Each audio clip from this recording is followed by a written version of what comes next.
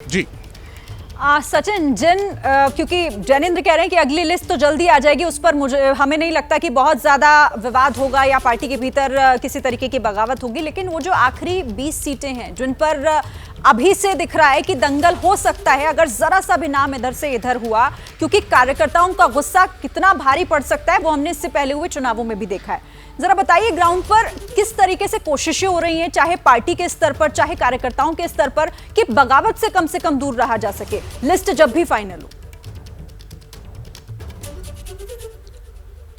जी देखिए, कांग्रेस के लिए सबसे बड़ी समस्या ही यही है कि जो ज़्यादा समस्या वाली सीटें हैं, जो 20 से 25 सीटें हैं, जिन पे जो है जो 3 गुट हैं कांग्रेस के अंदर, जो हरियाणा में जिनको कहा जाता है, उनकी दावेदारी है। तो कांग्रेस के लिए सबसे बड़ी समस्या यही है कि उन 20 से 25 सीटों पे जो है उस पेंच को कैसे सुलझाया जाए। कांग्रेस ने फिलहाल आज 31 सीटों की लिस्ट जो है वो जारी की है। उसके बाद 20 से 25 सीटों की और लिस्ट जो है 2-3 दिन में वो जारी कर सकते हैं। पर जो अंतिम जो सीटें होंगी, जिनके ऊपर ज़्यादा जो है कशमकश चली हुई है 3 गुटों के बीच में, वो जो है कांग्रेस के लिए सबसे बड़ी पहेली होंगे और वही जो है डिसाइडिंग फैक्टर भी होते हैं चुनाव के अंदर। हमने पिछले चुनावों में भी ये चीज़ देखी थी कि डिसाइडिंग फैक्टर जो हैं यही सीटें रही हैं और इस बार भी यही सीटें जो हैं डिसाइडिंग फैक्टर रहेंगी। कांग्रेस इन सीटों के ऊपर, कैंडिडेट्स के ऊपर कैसे जीरो इन करेगी कि कौन सा विनेबल कैंडिडेट है, वही कांग्रेस के लिए जो है अल्टीमेटली जो है एक्स फैक्टर रहने वाला है इस चुनाव में। जैनेंद्र, देखिए जब लिस्ट जारी होती है तो सहयोगी दल भी साथ रहें, उनमें भी किसी तरीके का मनमुटाव ना हो, कार्यकर्ताओं को भी संभाल कर रखना है और ये भी ध्यान रखना है कि पार्टी में भी बगावत किसी तरीके की ना हो। ये तमाम फैक्टर्स होते हैं। आपको क्या लग रहा है कि इन समीकरणों का भी ध्यान रखा गया है, इन पर भी कहीं ना कहीं नजर रखी गई जिसके बाद ये लिस्ट फाइनल की गई है?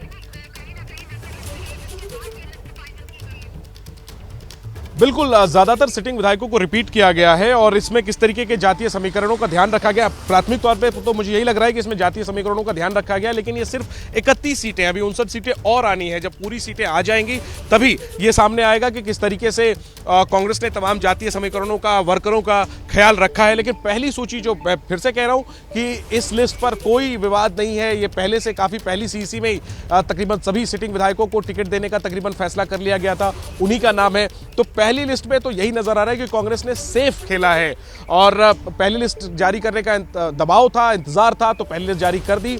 अभी कई ऐसी सीटें हैं जिन पर पेच फंसा हुआ है, जिन पर नजरें हैं, उनका अभी इंतजार किया जा रहा है और वो जब आएंगे तभी ये साफ होगा कि क्या सैलजा गुट जो है वो अपने टिकटें पास करवाने में कामयाब रहा या फिर हुड्डा कैंप जो है वो हावी रहा, रणदीप सुरजेवाला और उनके कैंप का क्या हुआ। तो अभी फिलहाल वो टिकटें नहीं है जिन पर हम ज्यादा एनालिसिस कर सके। पहली लिस्ट पुराने चेहरे, भरोसेमंद चेहरे, ज्यादातर सिटिंग चेहरे, बाहर से आए हुए 2 विधायक, जेजेपी और एक निर्दलीय, उनको टिकट दिया है और अपने पुराने चेहरों पर कांग्रेस ने एक बार फिर से भरोसा जताया है। और सबसे बड़ा नाम, जो हेडलाइन वाला नाम है, जुलाना से विनेश फोगाट, उन्हें कांग्रेस ने पहली ही लिस्ट में उनके नाम का ऐलान किया है।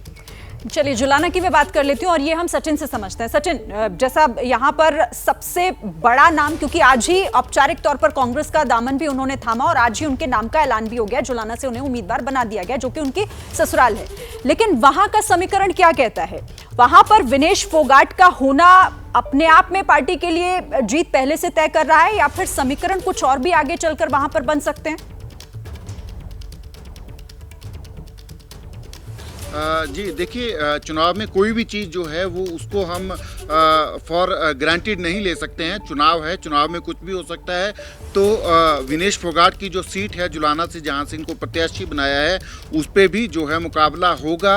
किसी भी चुनाव को कोई भी पॉलिटिकल पार्टी जो है वो फॉर ग्रांटेड नहीं लेती है। पर विनेश फोगाट का कद जो है आज की डेट में हरियाणा में जो है वो बहुत बड़ा है। जो ओलंपिक्स के बाद जो है उनकी जो रुतबा बड़ा है, जिस तरीके से उनकी फैन फॉलोइंग बढ़ी है, तो उस हिसाब से कांग्रेस ने जो है फर्स्ट लिस्ट में उनको इंक्लूड किया है। ये अपने आप में ये एक इंडिकेशन है कांग्रेस की तरफ से जो है कि विनेश फोगाट का जो कद है, जो रुतबा है, उसको जो है कांग्रेस जो है चुनावों में किस तरीके से जो है इस्तेमाल करेगी। विनेश फोगाट का जो है रुतबा है। पर चुनाव कोई भी जो है वो आसान नहीं होता है। बड़े बड़े दिग्गज जो हैं चुनाव में हार जाते हैं। पिछले चुनावों में भी हमने देखा था, हरियाणा में भी और कोई भी चुनाव किसी भी प्रत्याशी के लिए आसान नहीं होता है। इस बात को विनेश फोगाट भी जानती हैं, कांग्रेस के लीडर्स भी जानते हैं। तो मुझे नहीं लगता कि किसी भी चुनाव को, चाहे विनेश फोगाट का है चाहे किसी और लीडर का है, किसी भी चुनाव को ये हल्के में जो है वो लेंगे।